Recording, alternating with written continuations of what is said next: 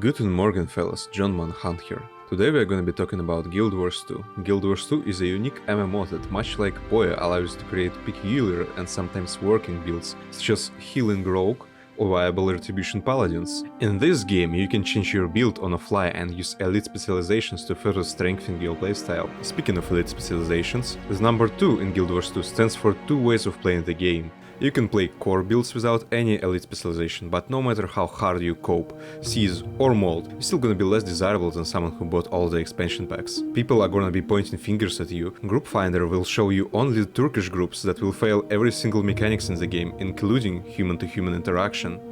Or you can just buy all the expansion packs, create a berserker and still never see the raid. And I am telling you all of this because I'm gonna be honest, there is not much to talk about when it comes to Guild Wars 2 starting guides. Unlike BDO, which is a spreadsheet cleverly disguised as a video game, Guild Wars 2 takes a different approach and can be summarized in one sentence. Get to level 80, go to the trading post if you bought any expansion packs, or go to the legacy dungeon for one day and get yourself a full exotic gear.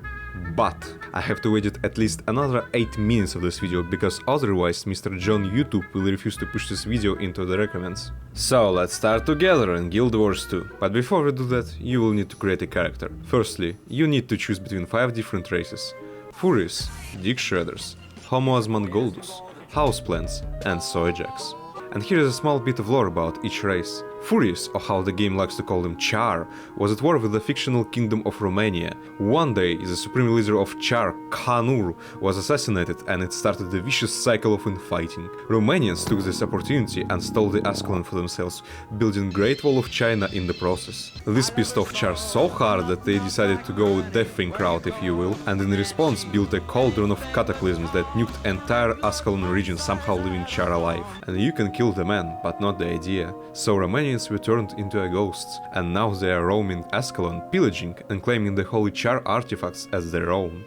Going on from Char to humans, and there is not much to say about them except that they are aliens that were brought to the world of Tyria from another plane thousands of years ago, just like us. And if you want to start as a human, I recommend you picking a warrior class. Don't ask, you know why. As for the Asuras, I'm not going to tell you why me and my colleague are calling them Dig Shredders.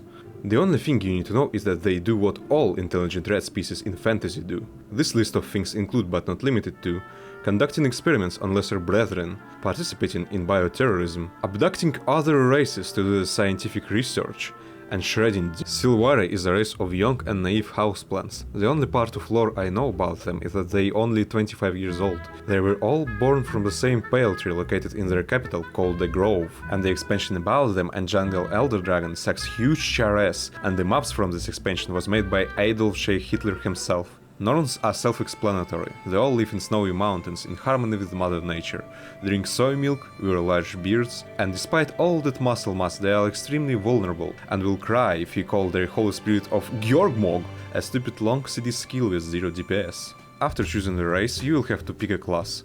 There are 8 free classes in total and 1 is pay to lose. And because I'm a man on the internet that did the video on a game, you have to agree with the opinion of Revenant being the most boring class in Guild Wars 2. So, starting off with the warrior class. They do swing swing and clank clank, and the more gear you have, the better your swings and clanks are. Obviously, warriors have their iconic elite specialization called Berserk, that utilizes iconic berserker weapons such as torch and a sword. Warriors are extremely well balanced and pretty much one of few classes that can live using only core specs. Next class on the list is Guardian. Despite the name Guardian and association with the church, all Guardians are xenophobic zealot arsonists, and the only thing they want is to set the world on fire. Just like warriors that can be viable in core specs, but mostly in PvP. Next up is Engineer, and this is the last class that is somewhat viable in core. As the name implies, Engineer has a very narrow specialization. His niche is being the best healer, boon applicator, and damage dealer at the same time. In short, by the end of Dragons, Google Ham, Guild Wars 2 and win the game. Next on the list is Ranger. He is doing alright at DPS department and has good burst healing options. And he had the whole one useful buff for the raid which could boost your crit chance by 1%, but for some reason Arena decided to get rid of special buffs altogether. Oh, and pets. They also have pets. Thief or Rogue is another class in Guild Wars 2 that specializes in thieving and roguing. He's extremely squishy, do great amount of damage and have a sniper rifle in his second elite spec. My personal opinion, don't play it without elite specs.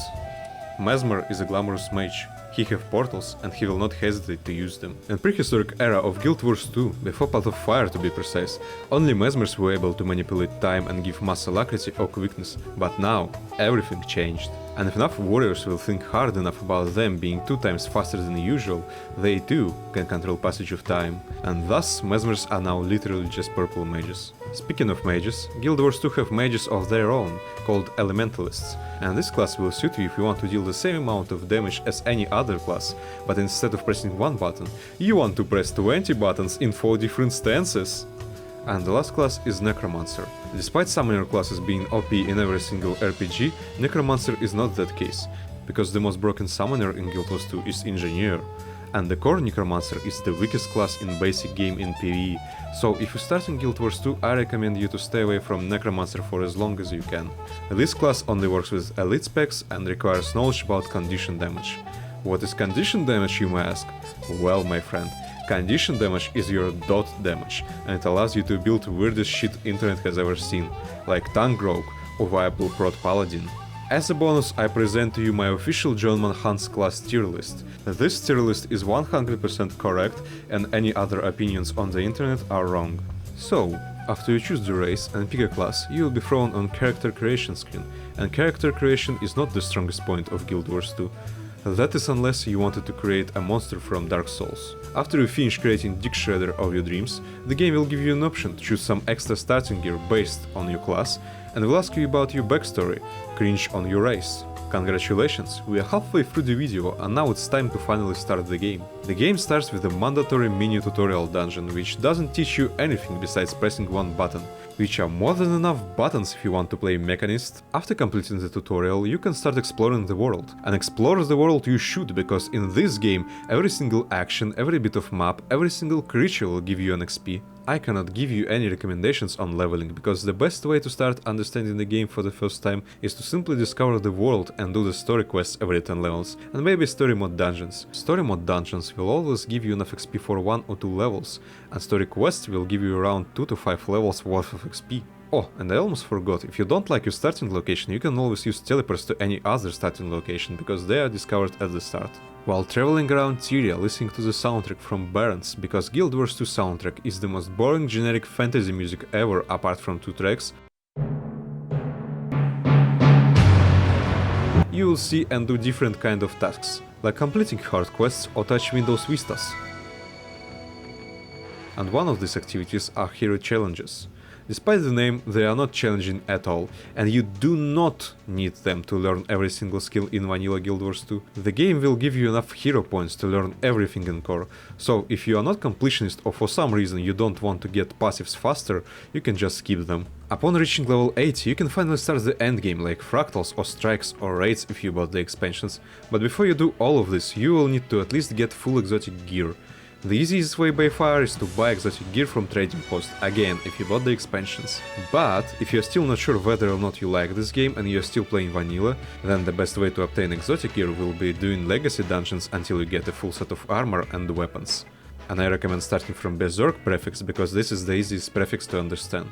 It will give you more power, more crit chance and more crit damage. As for the accessories, the best way for free to play to get them is craft. And I'm gonna be honest, crafting exotic accessories is actually not that hard, so you can easily do it yourself. Or you can simply buy everything including accessories for karma at our temple merchants. You can get karma from herd quests or live events on the map. I recommend only buying Cavalier's accessories from Tactician Death Strider and getting armor from the dungeons if you don't have professions and this is your first character.